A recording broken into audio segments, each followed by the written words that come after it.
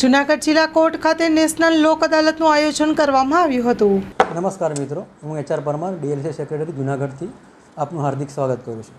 આજ રોજ જૂનાગઢ જિલ્લામાં તેમજ ગુજરાત રાજ્યમાં નાલસા દ્વારા નેશનલ લોક અદાલતનું આયોજન કરવામાં આવેલ છે અને સદર લોક અદાલતમાં બેંક અંગેના કેસો, ચેક રિટર્નના કેસો, સામાન્ય મારામારીના કેસો તેમજ વ્યવહારિક તકરાર અંગેના કેસોનું નિવારણ કરવા માટે લોક અદાલતનું આયોજન કરવામાં આવે છે।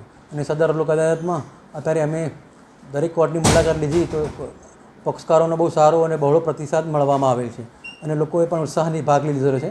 અને સદર લોક અદાલતમાં અમારા પ્રયત્નો તથા અમારા ઉપરી અધિકારી શ્રી ઇન્ચાર્જ DC સાહેબ શ્રી BC ઠક્કર તેમજ ગુજરાત રાજ્યના કાનૂની સેવા સત્તા મંડળના મેમ્બર સેક્રેટરી સાહેબ શ્રી રાહુલ ત્રિવેદી સાહેબની સૂચનાથી અને માર્ગદર્શન હેઠળ અમે ખૂબ જ પ્રયત્ન કરેલ છે અને સદર લોક અદાલતને સફળ બનાવવા માટે।